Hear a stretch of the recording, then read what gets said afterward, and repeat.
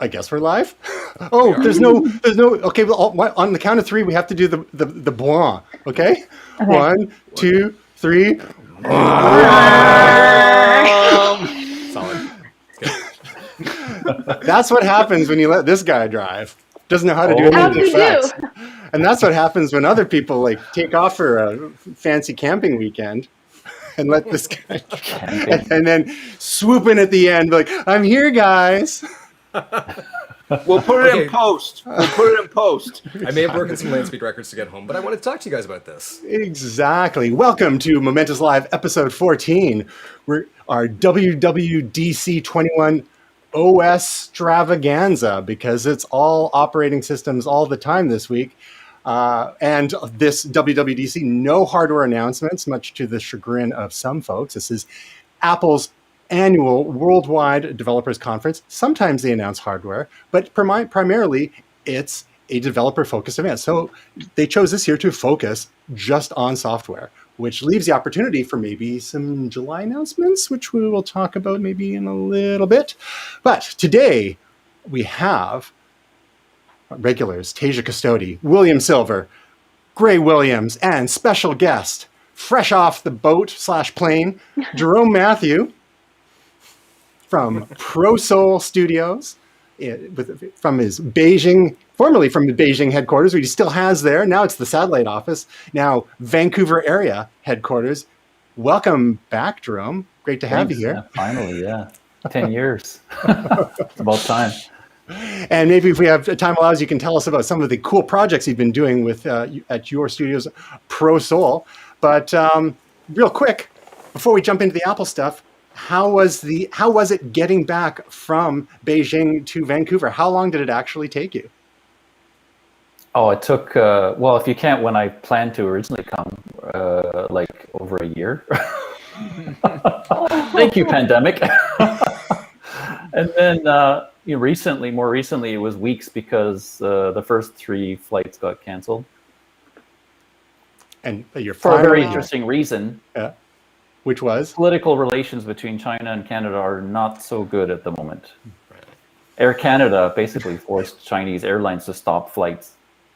So interesting complications going on there. Good times. Yeah. Well, Apple is no stranger to interesting complications in China, such as having to host iCloud servers there and whatnot. But that's not the subject of our... I use them. There you go.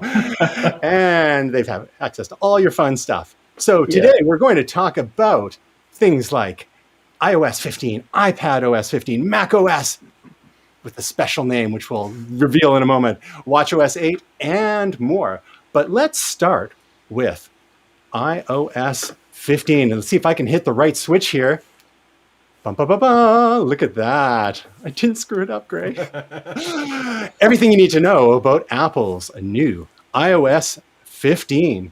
All sorts of fancy new features, including some FaceTime enhancements, focus features, notification cleanups. Apple's been battling notifications for ages. Some live text stuff, visual lookups, Safari redesigns, Apple Maps enhancements, weather, and so on. But I know a little birdie who may be currently working on a video on this topic and can walk us through what she thinks are some of the highlights of iOS 15 so far. Would that birdie be me? Could be. It could be. Okay, let's take a minute to just respect and talk about all of the FaceTime updates, because there are many and they are amazing. So, like, there's a couple things, like, I know Gray's going to have some things to say on the spatial audio about it all, but they are working on, a spatial audio update. So it's going to, they're trying to make you feel like more connected with people that you're having your FaceTime with via this. There's going to be new mic filters. So you'll actually be able to toggle on or off something called voice isolation. And basically it'll help like dampen the background noise. So like, I don't know, my Mac sounding like a jet engine right now taking off. It might be nice to just tamper that a little bit. But you can also toggle it off if you kind of want more of like that real audio sound and you want your background noise in there for some reason.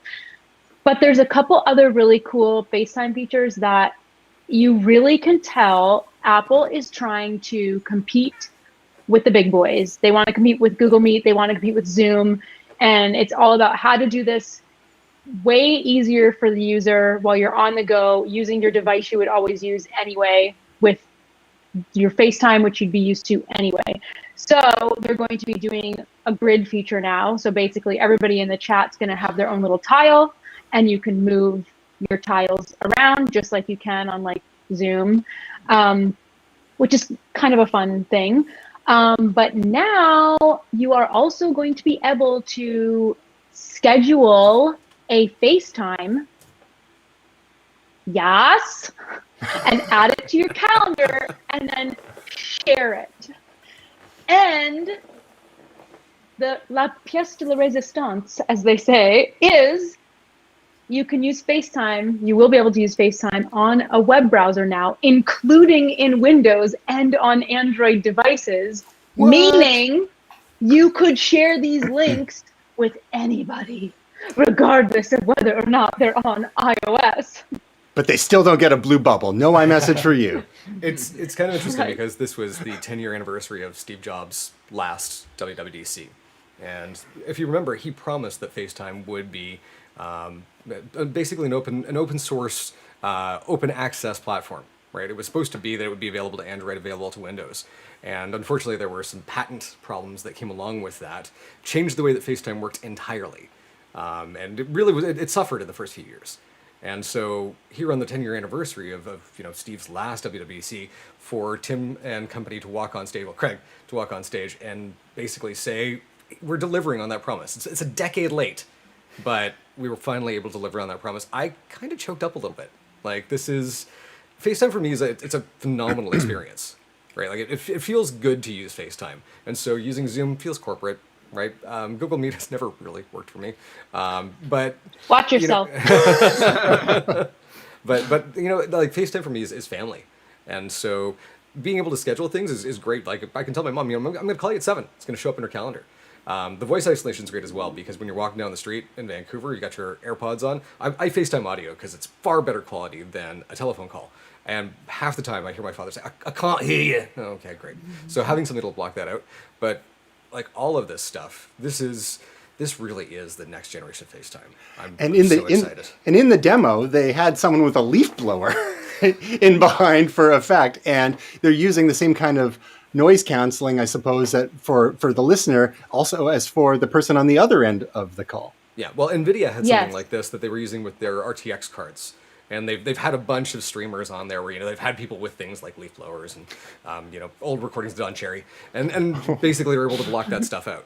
And so I'm like the system on a chip, like with the iPad and the iPhone, and I guess the new M1 Max, the fact that it's able to deliver that kind of processing in a mobile device and it's not sucking battery, like that's some pretty impressive tech.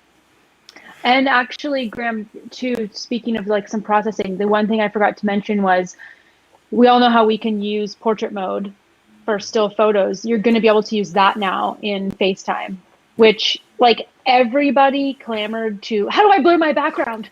Or how do I change my background? Or how do I, blah? And so now it's just like, hey, like we've got this down pat. It's so fast now that we're going to do this live. Yeah, it's no longer just a still photo.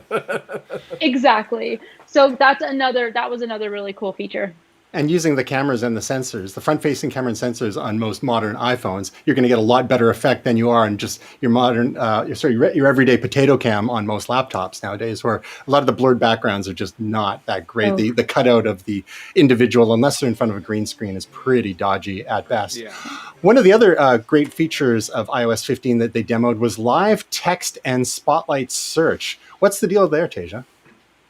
Yeah, so the live text is supposed to be, you'll be able to take a picture of something or even use existing photos, so old photos you already have in your app, and you'll be able to copy and paste out text from that. So if you think of like a recipe or a logo or a street sign or whatever you can think of that would have text in it, you'll be able to copy it and paste it out into other applications, which could be really useful if you want to copy a number from something and you just like have your phone to quickly take a snapshot of somebody's business card.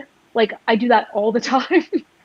And so it's like, oh, now I can just copy this number and boom, I can just paste it and make the phone call or add them to my contacts. So that's really neat. And it's super cool that it works somewhat retroactively, like with already existing photos. And it showed in the demo that you could just go to the photo and just basically drag your cursor as if it was regular text in, say, Microsoft Word, and it finds the text on that image. And then, like you said, you can copy and paste it elsewhere. A lot of people derided Apple for supposedly being behind everyone else when it came to artificial intelligence, machine learning, and so on. But they were doing a lot of stuff quietly behind the scenes. And some of these things have been bearing fruit over the last few years. And they're able to do a lot of the stuff on device without having to go to the cloud as much. And that's going to relate to a story we're going to touch on a bit later, too. But you wonder if they're kind of nipping at the heels almost with Google, with the Google Lens and Google Translate to be able to do that, have that kind of functionality. Jarome, real quick, well, your time in Asia, not just China, but in the surrounding countries when you're traveling, how often did you use an app like Google Lens, Google Translate to actually look at signs, and have them translate on the fly? Did you do that at all? All the time, yeah. I was just thinking about how it was really cool and good, but it was kind of clunky compared to what they demoed with this live text. It sort of works, and it doesn't have the control you have with live text. It's just sort of you hold up the camera and it flickers some letters and you hopefully can get a gist of the translation. But this live text is on a whole nother level, and I think it's so like exactly what you said, and in the audio as well, showing that Apple's been really working on AI, because this audio stuff you're listening to, what they're doing is basically AI analyzing thousands of samples of voice and speech in audio, because I use technology that uses this, and it's isolating what's the human voice element of those in different types of background environments, and it's hard to do that real time. I mean, the processing I use, it's you basically have to do it like process it, and it's not real time. So to do this in real time is quite impressive, and it shows serious tech, Exactly. So to be clear, translation features aren't a part of this feature yet, but you could very easily see this coming down the road. So speaking of machine learning and what's going on, Tasia, there's another interesting feature which appears to use machine learning in iOS 15. It's visual lookup. What does that do? We saw something similar from Google recently like this, didn't we? Oh, I'm not really too familiar with the visual lookup. It wasn't one of my top picks this week. You'll have to watch my video to see what my top picks are.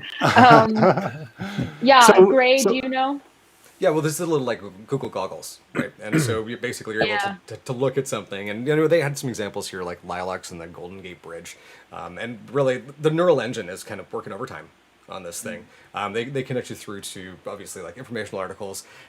This is sort of they've had the promise of this with third-party apps, and with like Google's done it, and it's been done okay. I had a plant identifying app that I think worked about 30% of the time. Yeah. So something like this is basically being able to take a look at anything in a scene, tap that thing, and have that thing be identified, and potentially be able to connect with what it is.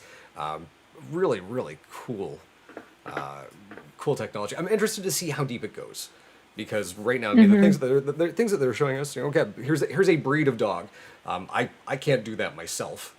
So that's really great. You're in the park and you're like, oh, that's a something cross. Great, fantastic. Now I can talk to the owner with some sort of authority on that. I still won't, but I mean, the things that we're looking at here in their examples seem fairly mainstream. So I wonder how far down the rabbit hole does it go. I'm fascinated to find out.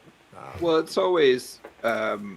Like with any kind of thing like this too, and I totally agree with you, Gray. Is I used to have this all the time with Adobe product launches, where it'd be like, oh, that's such an amazing feature, and then you actually get your hands on it and be like, oh, unless you do exactly what they did, it will not work. And lab environment. Yeah.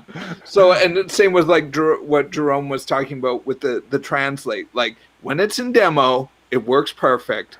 If you go anywhere a little bit on either side of what they did, it starts like sketching out a bit. So, you know, sometimes things do work perfectly, but you always got to be a little bit careful. Like you say, when you start actually putting it through its paces and using it in the real world, you find out the limits of some of these things. Yeah. That everything looks great in a demo. Everyone looks great on a resume, right? So, well, and don't get me wrong. Like I think this is going to work, but I'm wondering how strange and weird can you get? Like if you've got an action figure from 1983 that saw one season of a cartoon, you're able to shoot that, and they get it.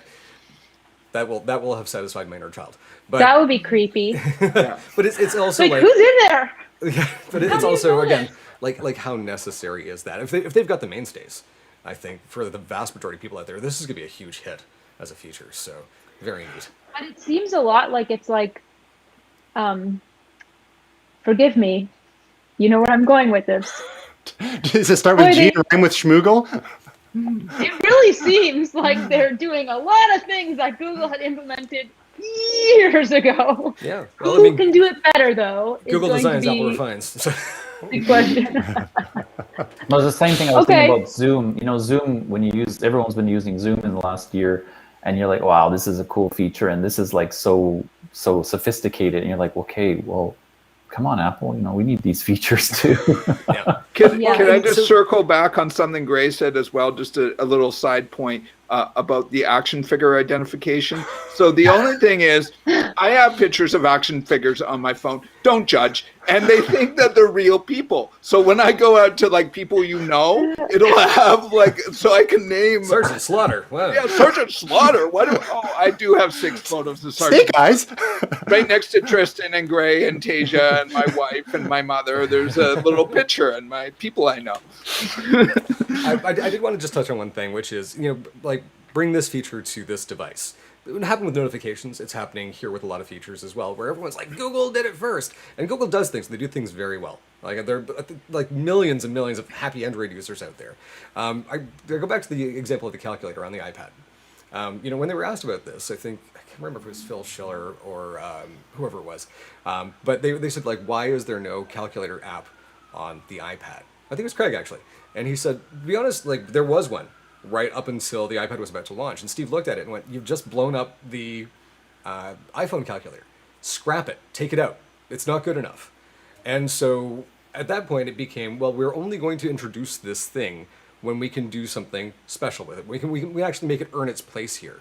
And so with a lot of features, I think, and this is kind of going back to what we're talking about visual lookup, they want to get it right. They don't always, but I'd say with a lot of features that they've looked at over the course of the last 10 years, they have, when they launch it, it launches. Notifications is one of those that I'm a little 50-50 on, but the new update looks like we're actually going to get some things that, again, Android's had for a very long time, but Apple's finally found a way to make this work for an iPhone audience. Another kick at the can.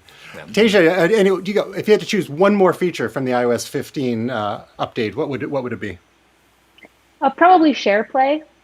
What's I thought that was a really cool feature. So that's going to allow users in FaceTime to group watch together something. And also you could act as a presenter and like share a screen. So it's going to work with like, you know, Apple TV, Apple Music apps, Hulu, Disney Plus. Like there's like a list of all kinds of compatible apps. But I just thought that was really cool. You know how like kind of like how Netflix and them are doing like watch parties and stuff. But it's just another cool way to like bring people together when we live all far away and we want to like do something at the same time. Because like my family and I watch stuff together all the time. But by watch together, I mean like we have it recorded and then we text each other and we're like, okay, play. And then we both hit play where we're just like texting. So it'd be super fun to be able to do like an actual FaceTime watch party. So I will be doing that. Okay, yeah, it's a great name too. I mean, they've got AirPlay already, and SharePlay. It seems like a no-brainer for the shared watching Somebody experience. Which got a bonus for that. Yeah. Exactly. It's right there. That's actually, I really love that idea. I was actually just on a watch along on the soccer podcast that I occasionally contribute to called the AFTN, which I think I mentioned before. And one of the things, I've been on a couple of these, I think the last one was maybe around December, where we watched a soccer game and 4 or 5 of us just sort of chat like like we do. But the funny thing is, often periodically we have to call out, what time are you on the game? Like 1 minute 34 seconds or something, because none of us are on the same, because we're either on going off an Xbox or going off our computer or going off the television or something like that. So it'd be nice to actually stream it all together. And I know we could work it out. I try to encourage Michael of AFTN to figure it out, but that might make it an easier feature. Well, Plex has had a feature like this for a while, right? And so essentially what it does is it does time slipping, and it almost inserts frames and kind of speeds things up and slows them down so that your stream fits together. I've got a friend of mine who lives here in Vancouver who was watching something with somebody in Australia and said, it's perceptible at that point, but when you're watching things, across the same city, it's not. So I would imagine that Apple is doing the same sort of thing here, but from the way that they're talking about it, the quality is, fantastic. The thing that got me as well is that they've opened an API up here. This is the developers conference, and they basically said, here, we've built the framework. Now go do other things with this. And I think there's a lot of folks out there, like when you think about this, SharePlay, could this be a Twitch competitor?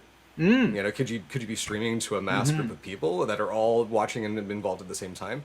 I think there's a lot of opportunity here for developers to do some great stuff, and obviously for end users, we're gonna love this. So, Teja, Mandalorian season 3, yeah. Sure. Get caught up. You got time. So moving on to iPadOS 15, which shares a number of features. That's one of the common themes with WWDC this year is here's a new feature and it's on iOS, iPadOS, and macOS, and maybe even others too. So there's a lot of sharing of the wealth between the teams. Now, Will, you're a longtime iPad user. Anything jump out at you in terms of interesting announcements for iPadOS 15? Yeah, so I mean, quite a few things. I think maybe I'll sum it up by saying that I think the major overarching theme is, as they like to say, versatility, but also extending the use of the iPad. And this seems to be a very common theme and maybe a little bit of a thing that they're playing off like with the Microsoft Surface in terms of almost using an iPad as, dare I say, a bit of a replacement, or people who use an iPad maybe in replacement of a desktop or particularly a laptop. And it's added some features to help with that. Now, one of the things when I was watching, the presentation and some of the things I read after, a couple of people were kind of being snarky about how many times have I heard that Apple is getting better at the iPad and it's going to replace my laptop. I think to Gray's point earlier, I mean, they're refining, and I think there's a lot of things, and certainly as we discussed a few weeks ago, the power of the M1 chipset and some of the features of the new iPad Pro, I mean, it's pretty beefy, and I think that we're getting closer and closer.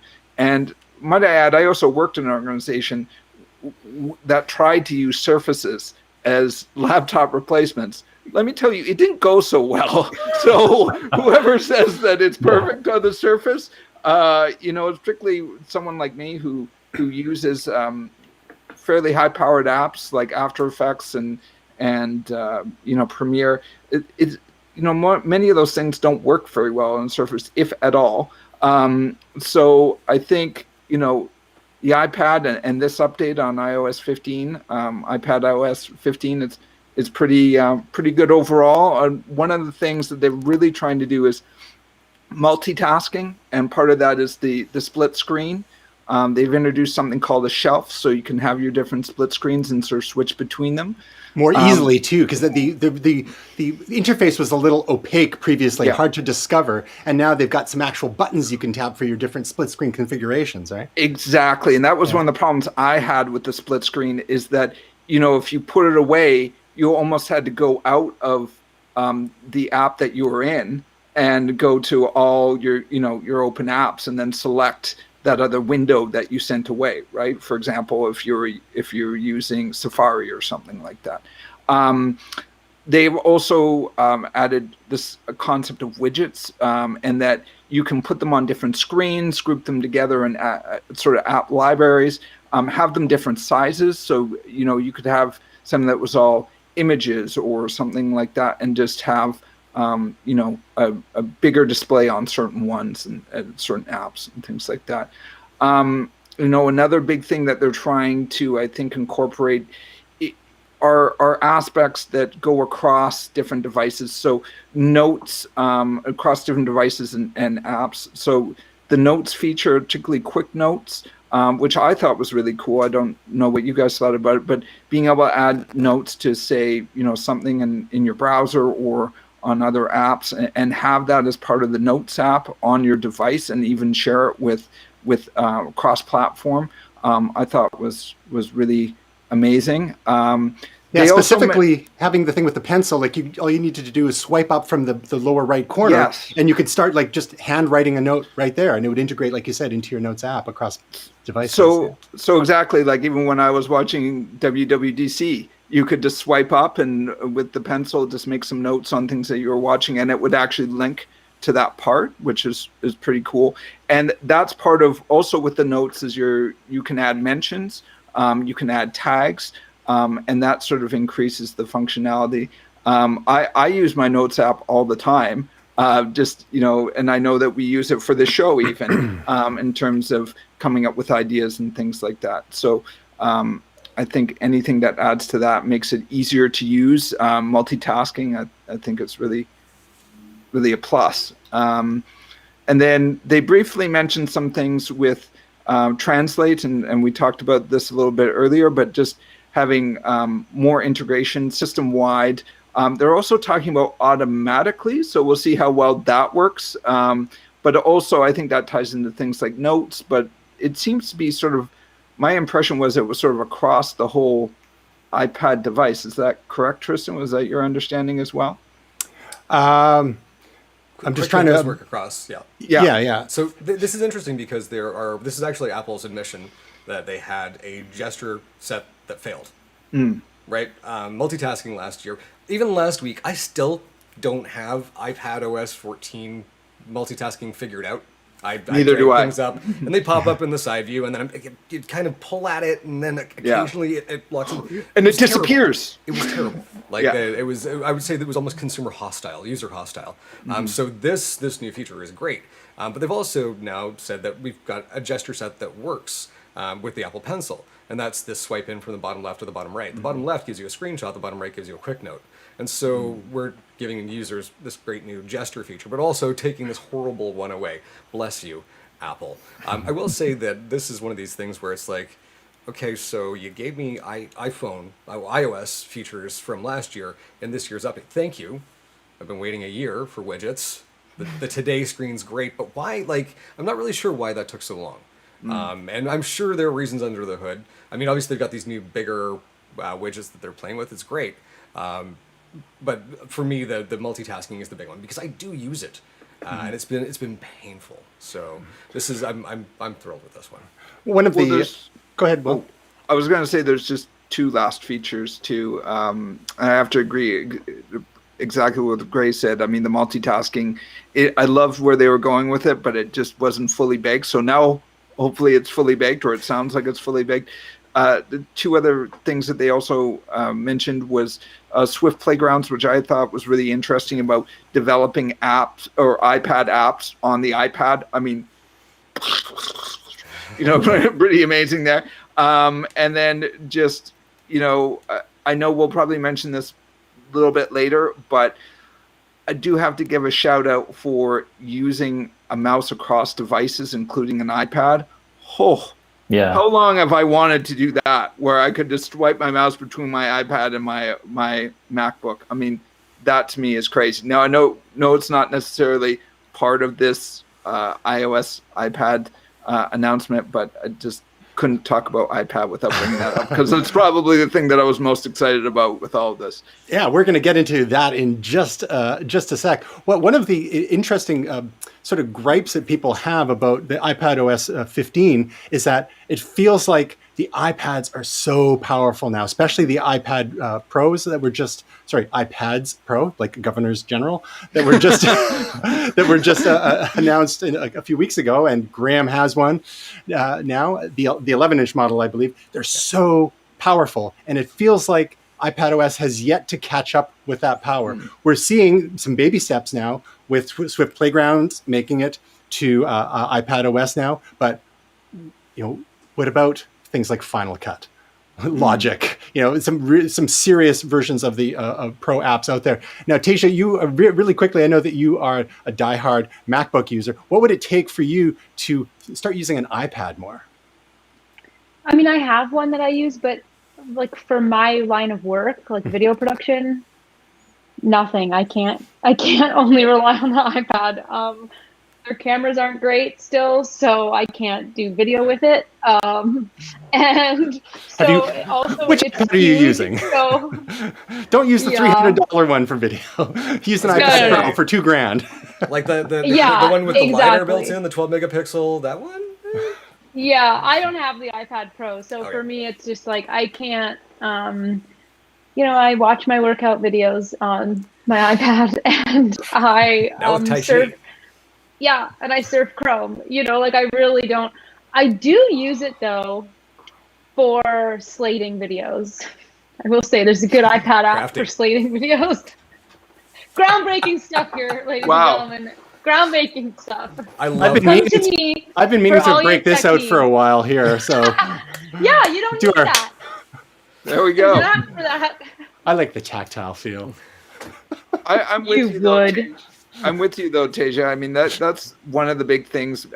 I use the iPad for personal entertainment device, but in terms of doing serious work, I've tried a couple times. I have a pencil and just done various things with Adobe apps that they've tried to use, and admittedly I haven't used any of their apps in probably 2 years, but the last time I did, they're basically like fun apps or things that you could kind of play around with and maybe tweak something, but not something you'd seriously produce work at a level that you could on a MacBook Pro.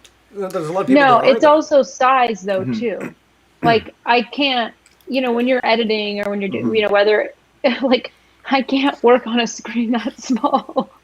It's not possible. That was actually my biggest complaint. Soup it up all they want, but the thing is, the new M1 can drive a 6K display, right? It's the same as the MacBook Air, and so right now the iPad does screen mirroring. We were hoping to get desktop extension because right now, if you put it onto a wide screen, you don't get a 16:9 image. You get this 4:3 or whatever the ratio is on the iPad. So you get the black bars on the side. And that one seemed like an easy win to me. Now, here's the thing. Apps can be coded to use the full display if you were plugged into an external display. So I'm looking at the iPad right now and going, so what would it take to get Final Cut on here? Because we have things like USB and Thunderbolt 4 support for high-speed data input-output. You've got folks that are using these in music studios. You've got folks that are using these in film studios.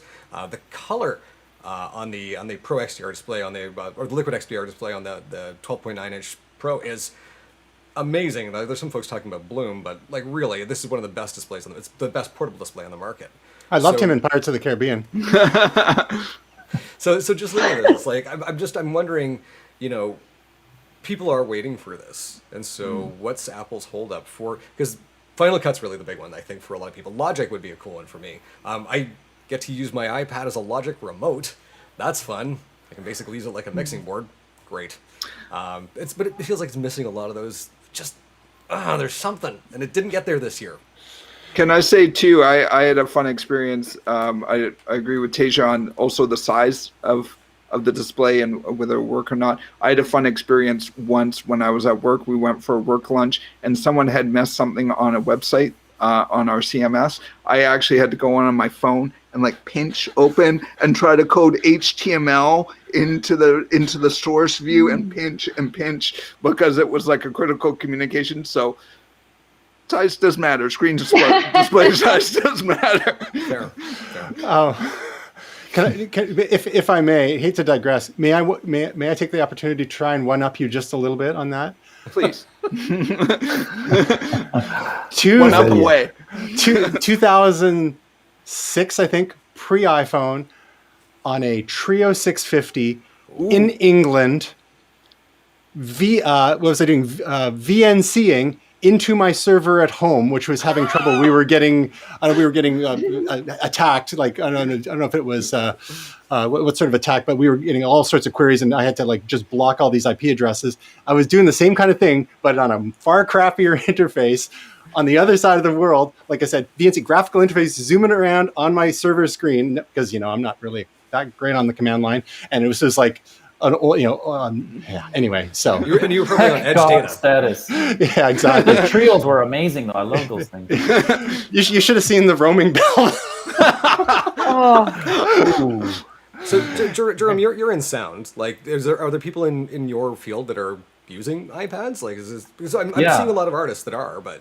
Well, for serious work like composing, production, you can't really just use an iPad. Although a lot of the developers I use of software I use, they do come out with iPad versions of the tools. I think they're trying to break into the market, a new market, or people who have want to use an iPad, but they're more practical as, let's say, a controller, a Bluetooth controller for your Zoom recorder, or a drum machine, like a software version of your favorite drum machine that doesn't exist anymore. That kind of thing is where it's really being used, and in many cases too, as a third or fourth monitor for just, let's say, your meters, your audio meters, on the console. You just like dedicate it to that kind of thing, and so it has its uses, but it's not like the main engine or workstation, I don't think, for most people. I see a way in for Tasia to get even more out of her iPad. We can make 5 out of 5 people here DJs. We just need you, Tasia. Hey, all the cool kids are doing it. Jarome brings up a good point, because I do use mine for a lot of like assistive functionalities. So it's like I use it as a teleprompter. Yep. So it's like kind of like production assistant, but not for the actual production. I actually use use my iPad as well as you can almost, I forget the name of the app. I can drag it up later, but I actually use it as almost like a Cintiq tablet, where you can control Photoshop. But again, that's more of like an interface than actually having Photoshop open on your. Yeah.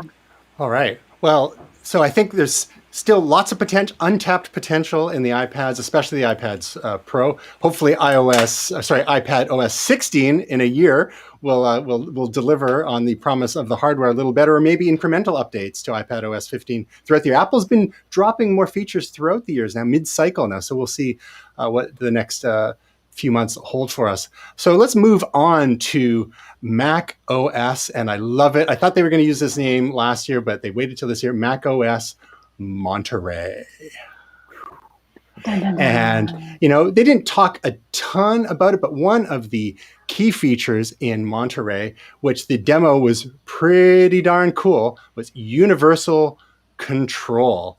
Now, Jarome, you're a long time Mac user. I think you were my gateway drug into the Apple ecosystem. So back in the bad old days of Apple, when they were perpetually doomed, and I remember you rocking an Apple after you moved from the Atari. Was it 520 ST you had for music production? You moved over to the Mac 2CI, I believe. Is that?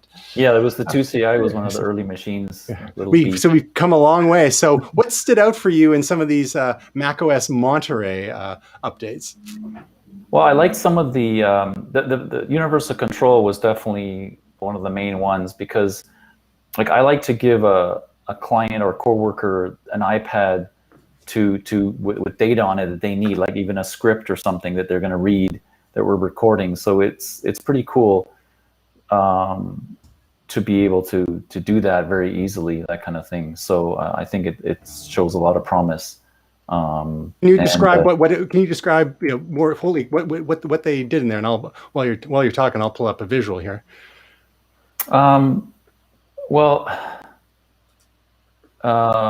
No, going blank now.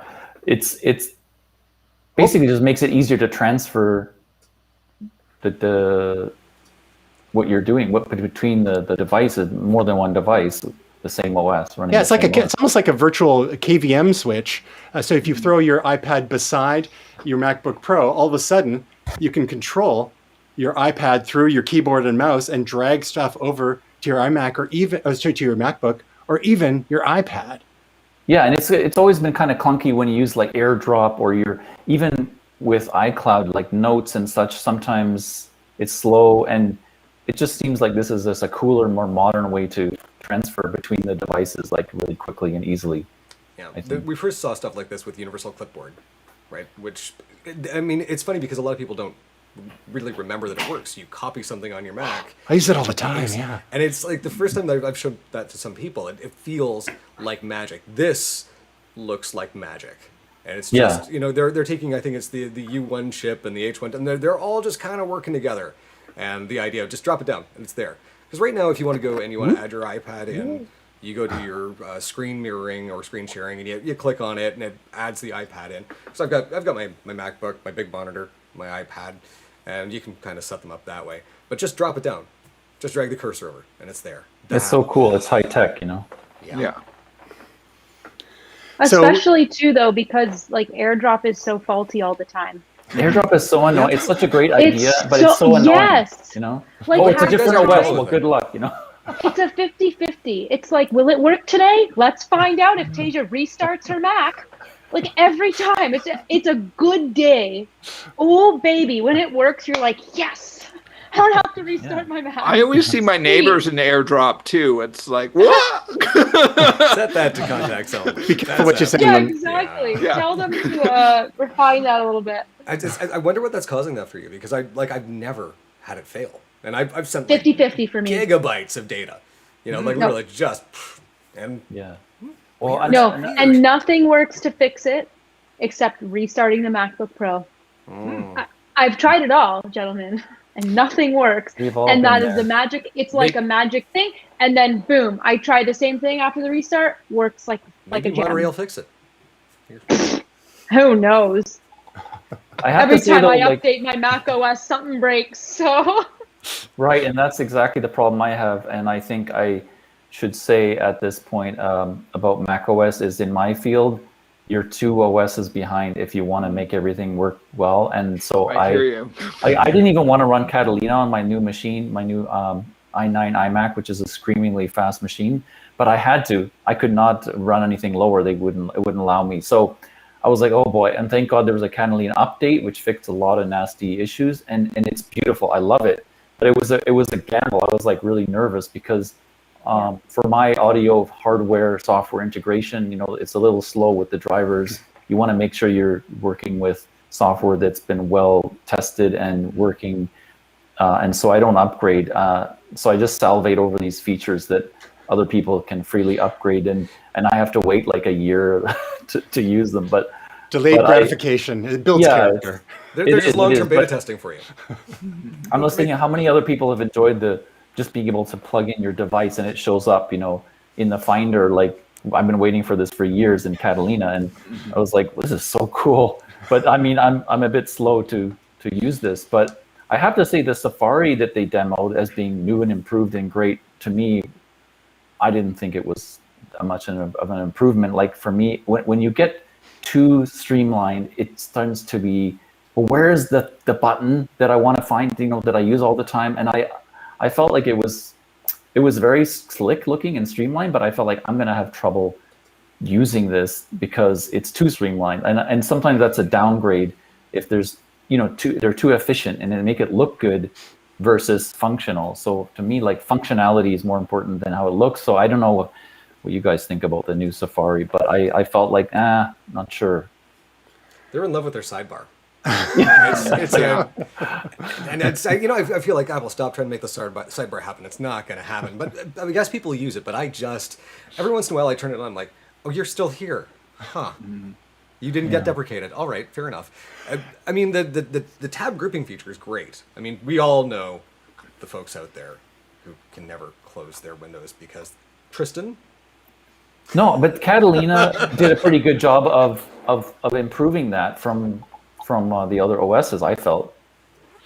But now, so what the Apple seems to be doing more and more is trying to compress things vertically, because most of their devices, like the laptops and iMacs, are widescreen. So they're trying to get us to use they're trying to get Gray to use the sidebar because you've got all this extra space on the sides, right? So meanwhile, they're compressing the top bar, and the tabs are like up beside like the address bar now, and it's stressing me out because I like to spit things out a bit. I don't mind losing a little bit. We are able to scroll pages still. Yeah, exactly what I felt. Yeah.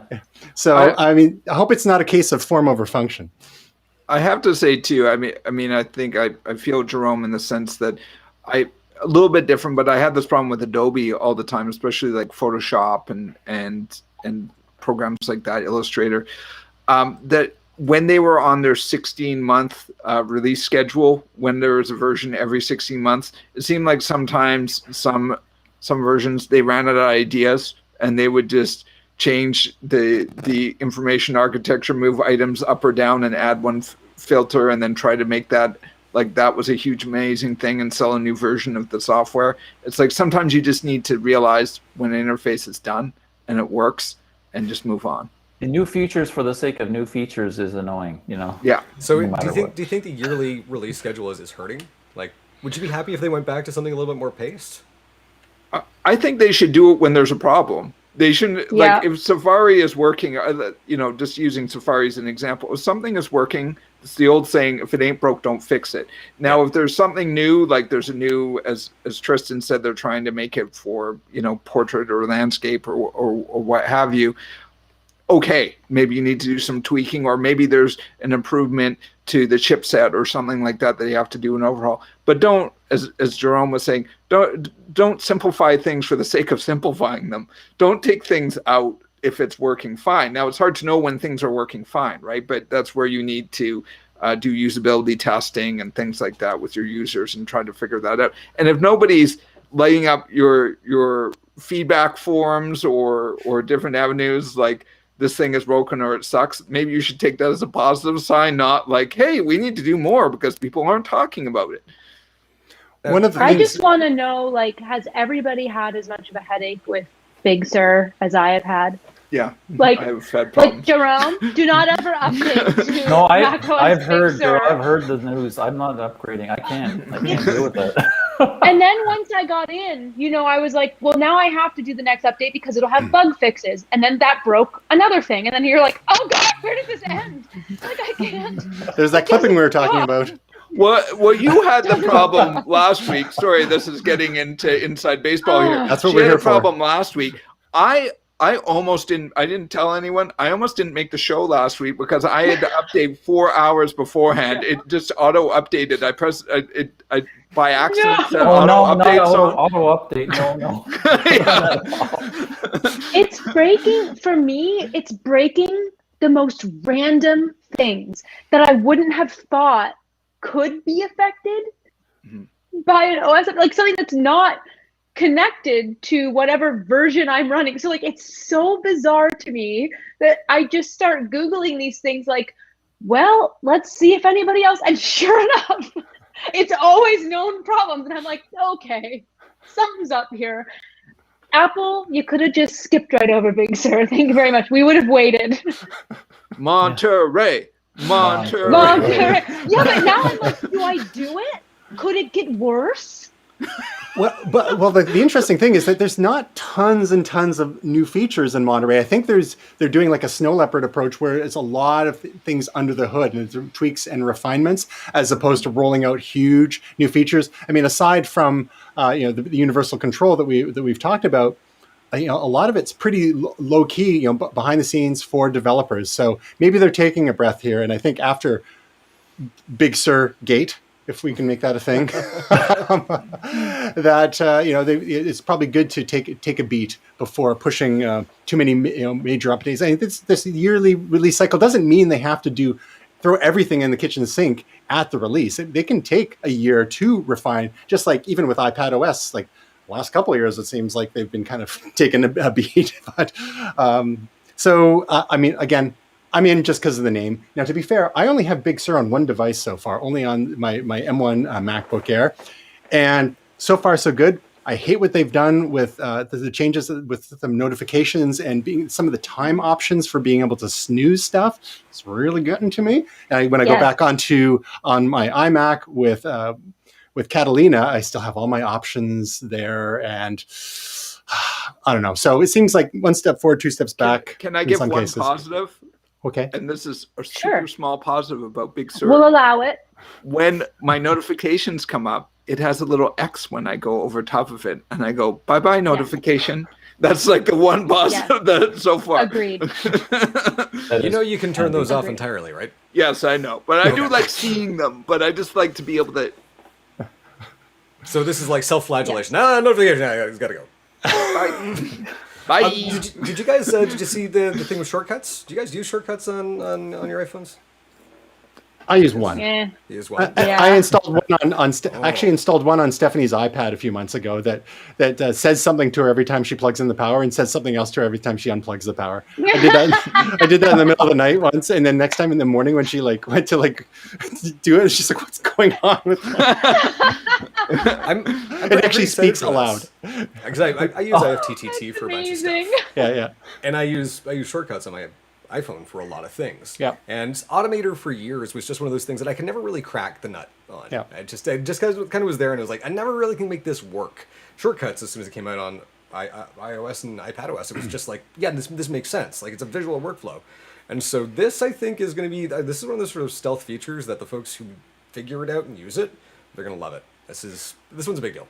Well, and Shortcuts is huge. They bought another company and an app called Workflow a few years ago, and there were tons and tons of fans of that app to be able to automate certain routines on people's iPhones and iPads. So a lot of people were excited when they brought that into the Apple Fold and made it.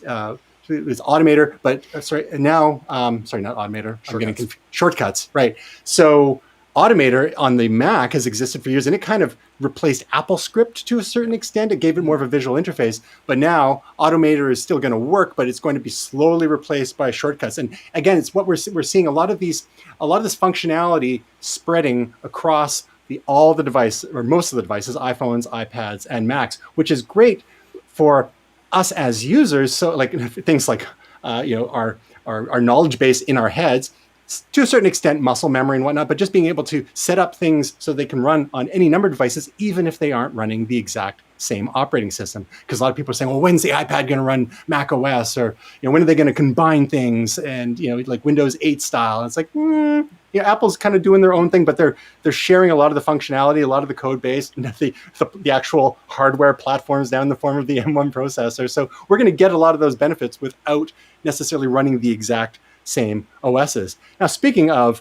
another Apple OS, watchOS saw an update with watchOS 8, including things like a new mindfulness app, tracking things like respiratory rate, adding additional workouts, new Photos app, editable messages using a digital pen. Have you ever tried to send text messages, either dictating or it's challenging, so that's welcome. Some HomeKit stuff, multiple timers, and one feature that I think Tasia is going to make use of on her Apple Watch is the portrait watch face. So people can put portrait photos overlaid on the time and date information, and she can have Google CEO Sundar Pichai right on her Apple Watch.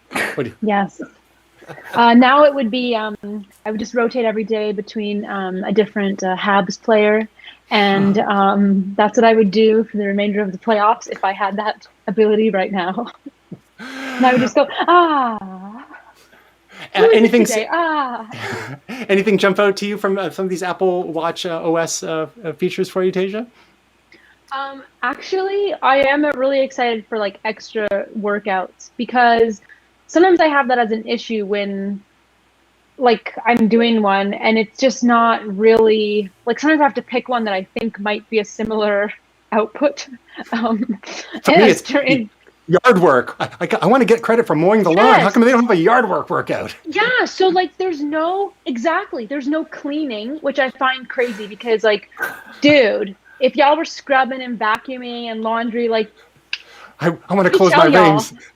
Yeah, credit for that. You need credit. So like there's ones like cleaning, exactly, yard work, stretching even. So like they do have yoga, but like it's not the same as if I just want to do, a long form stretch, which I do sometimes like on my foam rolling and I do some stretching. But anyway, that's the one I'm most looking forward to, I think. And also I have major issues sending messages sometimes, and it'll be like, I'll tap it, or I'll be like, send, and I like keep putting my hand down and nothing's happening. I'm like, hello, and then Siri will just come back on like, I didn't catch that. And I'm like, stop it, send my message. So it's wonderful technology, but sometimes it's just me having a seizure Works trying to get a message sent. Well, the That's why people like- timers thing is the one where I've got the watch going, I've got the iPad going, I've got the iPhone going. Oh, what does it? We're back. Sorry, Jerome, you're going to say something. People with fat fingers like mine. That's why we don't have iWatch yet.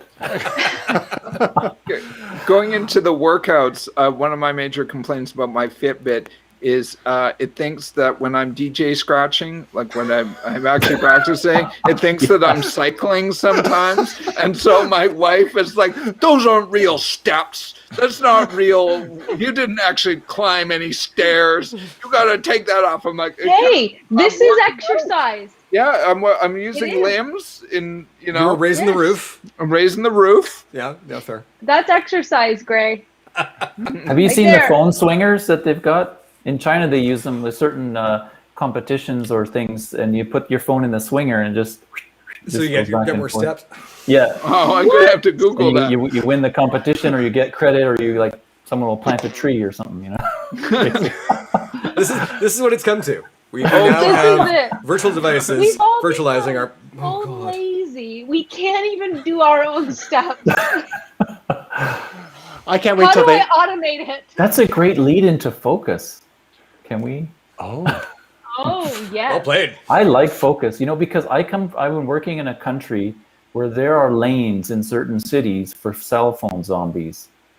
There are lanes for the like on the sidewalk. Yeah. Yeah, It's so bad. people that are It doing is this. bad over there. Okay, people are so addicted to their phones, and because half of these people have never had an electronic device, and suddenly they're like, "Oh my gosh, a smartphone!" and they need to focus so badly. I mean, I purposely never want to be a slave to any of my devices, even though I love tech and I can't get enough of it. But that's all the more reason to want to have some balance. And Yes. I think the focus is pretty cool. I think it's going to help a lot. And kudos to Apple to try to help, even though they're making the devices that are making us totally addicted and becoming zombies and slaves to our tech. But at least now they're giving us an option, to control it. And the coolest thing about it is it allows you to decide, okay, I'm in work mode now. I do want to accept calls and messages from certain people because that's work related. That's like a game changer for me. The thing is, when I turn off Do Not Disturb, the problem is sometimes I needed to get messages for work. Like there's something important or a call. I don't want to lose that. So they've now made it possible to get the calls and messages from people that you need, depending on what you're doing. You can customize your notifications. You can either they have some set ones right now, which are work and personal and some things like that. But then, of course, you can make your own customized one. So that's really cool because you can also just set the timing of it too. So if you want to set it to more work mode and say, okay, I need emails from this email account coming in. I need texts too, because so much of work now is texting with colleagues. I need that coming in. I need certain calls to come in, but everything else from my social accounts or whatever needs to be quiet now. And maybe I just want an update at noon because that's when I'm going to take my lunch. And maybe I just want an update at 6 p.m. or whatever it is. And you can set them. So that's really helpful, I think. I'll be curious to see how many people use it because I'm definitely going to be using that with you, Jerome. Yeah, it's well thought out. They've thought of all the situations where you do want to get alerts and why, and so it's pretty cool. Mm-hmm.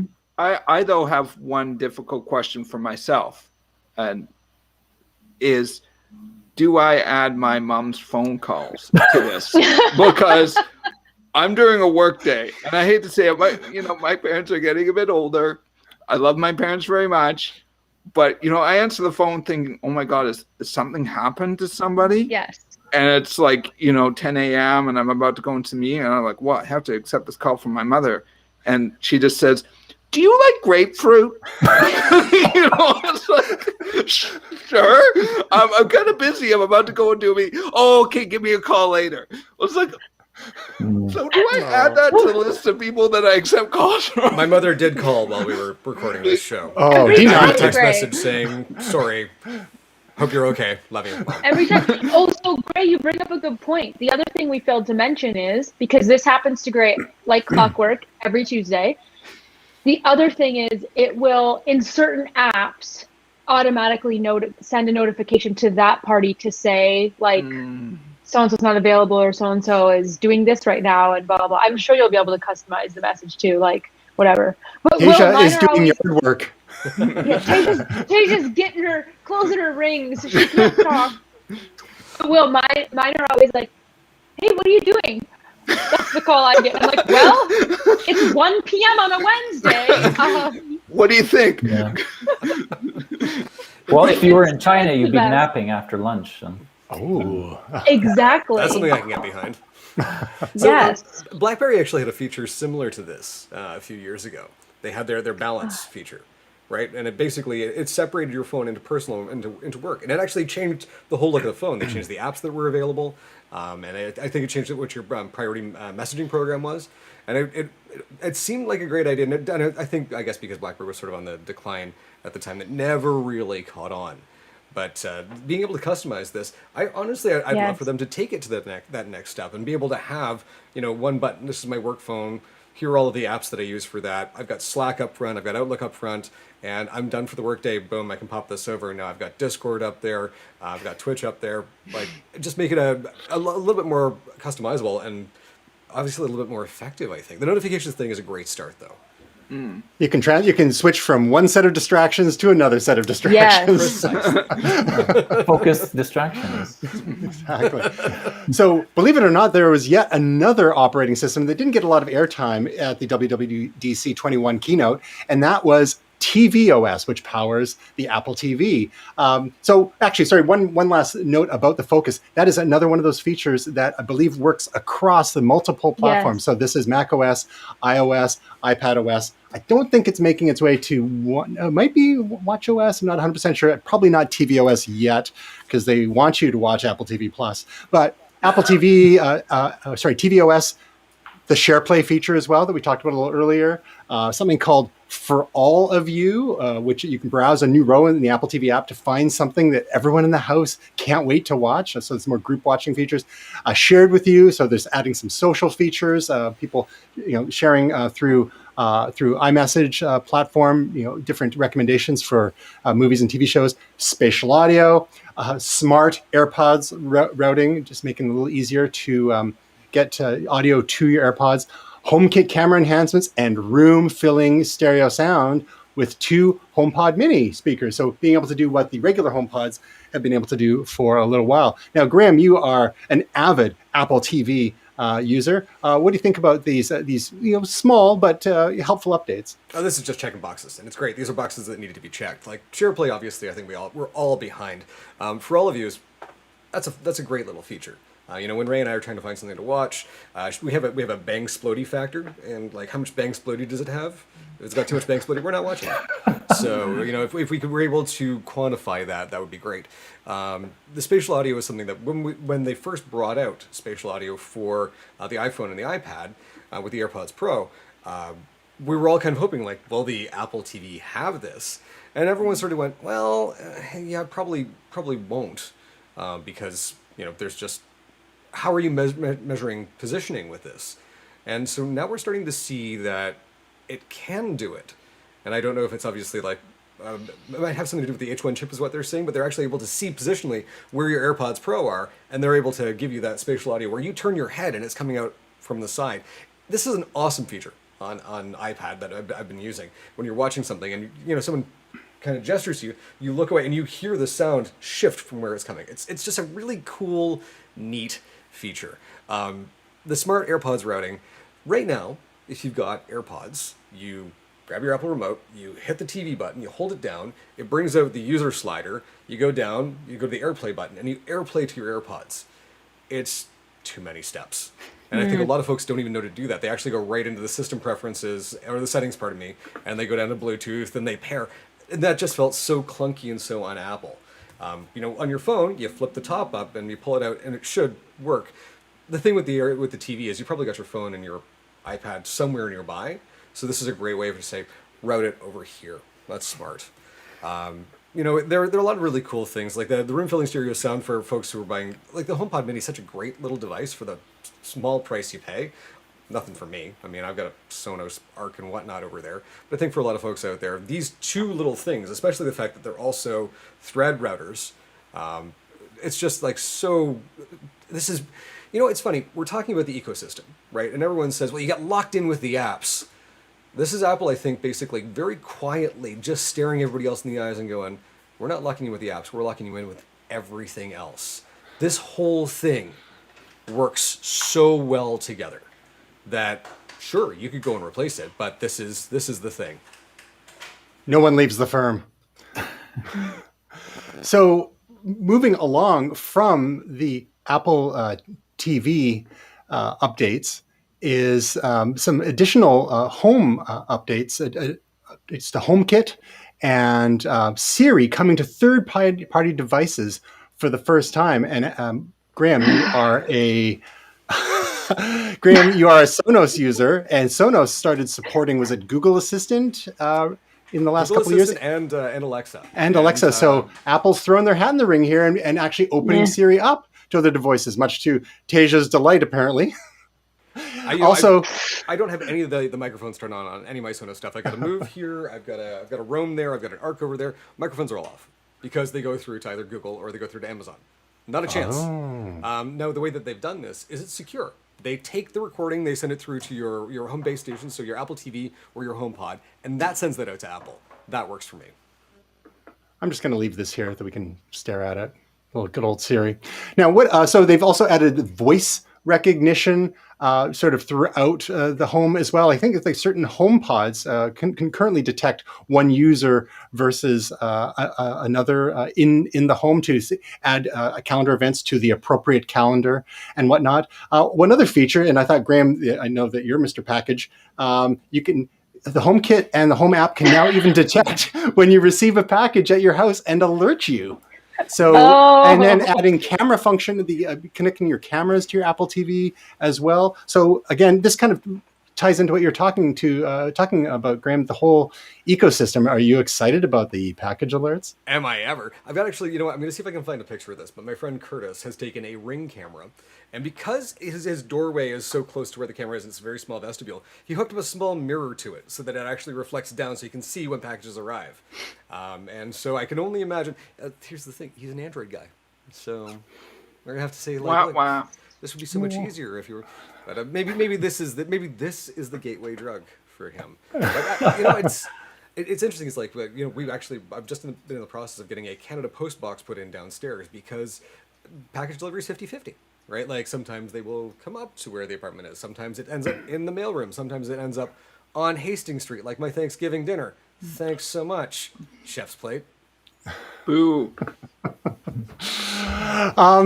So that's the highlights of WWDC21. We'll have lots of links in the show notes. But before we wrap up our just over an hour together here, I just want to touch real quickly on some projects. First, let's start with Jarome, because Jarome, you have your production studio in Beijing. Can you tell us about some of the kinds of work you do there? And now here. Yeah, we're doing quite a bit of work on games, localizing games, sometimes apps, and then getting into post-production with film, doing work with film. Our website is terribly out of date, but we had a very, very busy month last month. We had 6 different games we were working on at once. So I can't say too much about them, unfortunately. Under strict non-disclosure for those, but there's a big one right on your homepage, though. Can you talk about that? Yeah, FIFA 21. That was our big cooperation with EA, starting with EA. So I'm sure we'll do many more things together with them in the future. Working out of the Spain office, actually, I'm hoping to do something with Vancouver, but the localizing work is done out of Spain. And we did one game I can mention we did, which is pretty cool, is WCR9 World Rally Racing game, which was it sounds pretty cool, and so like that kind of thing. And but then we do a number of Chinese films too, which involve not just localizing in basic recording and audio, but like all the sound design, Foley and mixing, surround mixing and stuff like that. So we just finished a film which is now going to be launched later this year, which is a romantic drama, but it heavily features AI. Like what would happen if you could swallow a pill full of nanobots that would allow you to tell if your partner was telling the truth or not. Very interesting stuff. Bill Gates. So, some very interesting sound design and stuff we got to do for that. And that's a Chinese film actually with a foreign director, possibly also going to be launched in overseas North America here this year later, but that's up. I'm not sure about that. But the approval process for the films in China is just something in a whole other episode we could do if you want, of how to get that and what goes on to get your film approved with the censors and all that. So well, we've officially now been blocked in China. Thank you. Everything's blocked in China. It's so nice to use free internet here because nothing works over there. As far as the internet, nothing works properly. Quick question for you, Jarome. I think I get the gist of localization, but could you maybe explain, like on FIFA 21, what kind of localization you might do? Is it just language elements, or is it actual sound or the music? Like, what would your involvement be on localization? It's different mostly kind of like bringing Chinese actors in and doing all the voice work, voice directing and recording for anything with audio that needs to be in Chinese. So in this case, we brought two famous commentators who work in the sports industry, and we had them do the commentating for the game. And so that's the kind of thing we did for FIFA. So in the case of a Marvel game, we did, it was like casting characters like Star-Lord and like Gamora and Doctor Strange, the Chinese version, which is tricky because they don't have a New York accent, or whatever you call it, New Jersey accent over there. So, that's a tricky thing. But Marvel, they liked and approved all the talent we sent them for those characters, and so it was pretty fun to record like the Chinese Hulk, and stuff. That's cool. Yeah. Well, mentioning Marvel, you just guaranteed a return visit sometime, Drew. Yes. I gotta use everything I can. So you can find out more about Jarome Matthews' various enterprises at www.prosoul.com or www.jarome.com, and that's JAROME. William, you've got some new beats for us this week. What's going on there? I do, and I'd love Jarome to listen to them sometime too. So I've got a new looper coming out, or it's out, and it's on the Table Beats app. It's soon to be out on tabletist.net. And basically, this is a bit of a switch for me. And as the title says, heavy. That's the name of the looper. Heavy. Yeah, so they're heavy. It's a little bit more bassy, more, I guess, darker might actually be a better way of saying it. Sounds pretty dark, yeah. Yeah, pretty dark. Some of them are a little fast. So I just trying to expand my range a little bit, create a little bit different. I've done almost 100 loops on table beats. So I wanted to try something different and challenge myself. So I wanted to try something outside of my 90 BPM sort of light and jazzy. So I tried something a little bit different. So I hope everyone out there listens to it and enjoys it. So to check out Will's work there, you go to tablebeats.com and there's a link to the app. It's much easier to find stuff using the app for iOS. They maybe have an Android one. I didn't look because they do have it. Yeah, they do have an Android one, and people complain about it endlessly. And he keeps on saying, "I don't get paid to do this, and I will update it eventually." And once you get the Table Beats app up and running, the interface, heads up, is a little dense. And anyone that's like over 45 is like going to have trouble like reading some of the tiny elements. So get your readers, your reading glasses out, and and you want to go to library. There's a little in the middle. There's library, and then you search for the username Molotov, and that's Will. It's MOLOTOV, and then you can find Heavy in there. And then what was your previous one? One of your previous ones called Will? I have a whole series called Fresh Level Coast? Up. Okay. Level Up Loopers, and then I Okay. also did have a sort of one-off one that was called Fresh Coast as well. Right. Yeah. So good stuff. Yeah, and it's much easier to enjoy those loops on the app. And it's funny because they're only maybe like 8 bars, 16 bars or something, and you just you play them, and it's like you find yourself like, oh wow, this has been going for like 10 minutes, and I didn't even realize like you get in the zone doing work or whatever. So handy for that too, for productivity purposes. So that's, you can be a little niche market there. And Tasia, you have another video for us that before the video that's coming out about all the stuff we just talked about. But what was this past week's video about? This past week's video was what to do now that Google Photos is no longer free.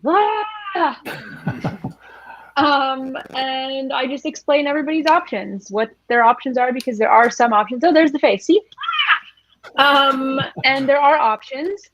So some people don't know that, and some people are panicking or wanting to jump ship or not knowing. And also, it's just really cheap to upgrade, so you could just do that too.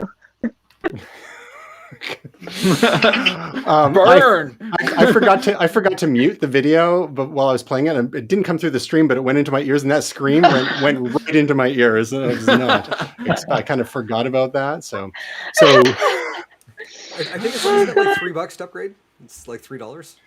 Yeah, I mean it's $1.99 US. So in like Canada, every month, every month, every single month, they have to pay for something. But it's 100 gigabytes, and that's across your entire Google Drive. So it's not just for Google Photos. Right. So what a concept! Actually, having to pay a bit of money to get something of value. We've had it free for so long, I cannot even believe. But yeah, that's what the video is about. But the one coming out this week will be on.